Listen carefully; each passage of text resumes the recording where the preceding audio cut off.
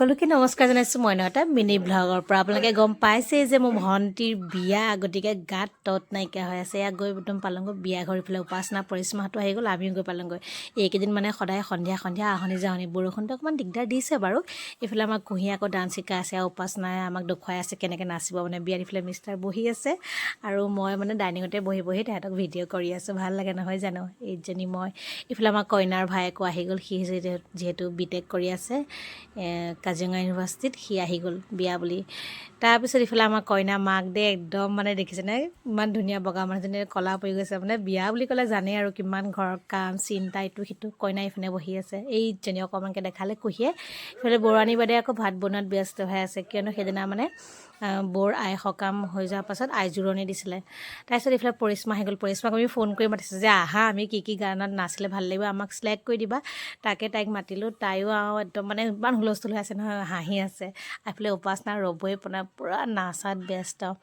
আমি কি নাচিম নানাচিম সেইটো পিছৰ কথা। উপাসনাই মই কৈছোঁ যে চাদৰ মেখেলা পিন্ধিম, যি হওক নহওক পূৰা মাৰিম। তাৰমানে আমি বিহুৱে আৰু লাষ্টত গৈ থৈ আমাৰ বিহুৱে হ'বগৈ। কিন্তু আমি বিহু আৰু অসমীয়া আমাৰতো মেইন, আমি অসমীয়াখিনিতো বিহুটোৱেই মেইন আৰু। তাৰপৰা আহি ঘৰ পালোঁহি। এয়া ঘৰত আকৌ ভাত বনোৱা, এয়া কণী বনাই ফ্ৰাই কৰি লৈছোঁ, বইল কৰি লোৱা আছিলে। ইফালে খুব ধুনীয়াকৈ পকৰি বনাই আছোঁ, পকৰি মানে চিকেনৰ দেই। তাৰপিছত মই অকণমান টেষ্টো কৰিছোঁ, এনেকৈ বনাই থাকিলে খাবলৈ কাৰ কাৰ মন যায় জনাবচোন। মই হ'লে বিৰাট ভাল পাওঁ। আৰু এইকেইদিন আপোনালোকক ভালকৈ টাইমো দিব পৰা নাই, কাকো সহযোগো কৰিব পৰা নাই, কোনেও যাতে বেয়া নাপায়। ইয়াৰ নেক্সট ডে বিয়া নিমন্ত্ৰণ বুলি ওলালোঁ, গাঁৱৰ মানুহখিনি মাতি পেলাই একদম এনেকুৱা গেলা বতৰ চবেই ছাতি লৈছোঁ আৰু লগতে চুৱেটাৰ।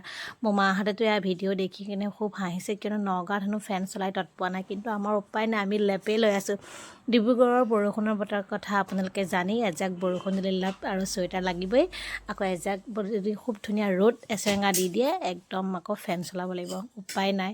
যিহেতু অৰুণাচলখন কাষতে আছে, কাষতে ব্ৰহ্মপুত্ৰ আছে, গতিকে ইয়াত মানে ঠাণ্ডাটো অকণমান দেৰিলৈকে থাকেই। এয়া বৌয়ে খুব ধুনীয়াকৈ নিমন্ত্ৰণ কৰিছে সকলোকে। তেনেকুৱাতে নিমন্ত্ৰণ কৰি থাকোঁতে আমি বাইদেউ এগৰাকী ঘৰত সোমালোঁ। তেওঁ ভাগৰ ল'ৰাটোৱে মেট্ৰিক পাছ কৰিছে, ফাৰ্ষ্ট ডিভিজন।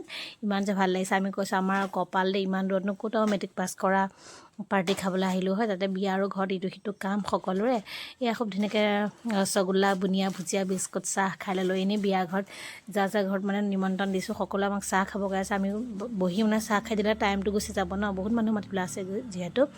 তাৰপিছত এয়া কলনী পিনে গ'লোঁ মাতিবলৈ, ফটো মাজে মাজে ভিডিঅ' আৰু বিয়া কাৰ্ড এইখন দি সকলোৱে আশীৰ্বাদ কৰিব। তাই আহিব লগা দিনবোৰ সুখৰ হওক আৰু নতুন এটা জীৱনৰ পাতনি মেলিছে। আৰু খুব ধুনীয়া ধুনীয়া ভিডিঅ' ফটো আপোনালোকে মোৰ ভিডিঅ' আৰু ফটো যোগেদি পাই থাকিব। গতিকে সকলোৱে আশীৰ্বাদ কৰিব, তাই যে যুগ্ম জীৱনৰ আৰম্ভণি খুব ধুনীয়াকৈ হয় আৰু তাই যাতে ভালে কুশলে থাকে।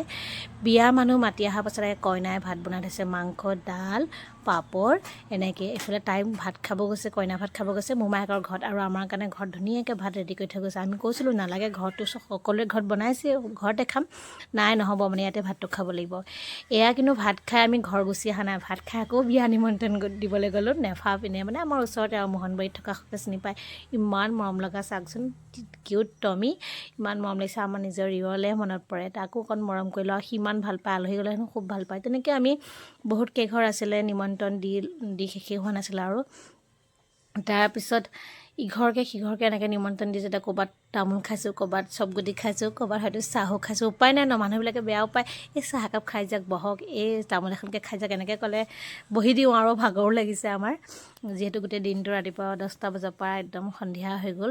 মই বাৰু গুচি আহিলোঁ সোনকালে, কিয়নো কুহি স্কুলৰ পৰা অহাৰ পাছত অকণমান কাপোৰ চাপোৰ চেঞ্জ তাই নিজে কৰিব পাৰিছে, যদিও দেউতাক আছেই বাৰু ঘৰত, হ'লেও আৰু। তাৰপিছত এয়া বিয়াৰে কথা আলোচনা কৰি আছিলোঁ। এজন ভকত হয়, ভকতৰ নিমন্ত্ৰণ দিছিলোঁ তেওঁক।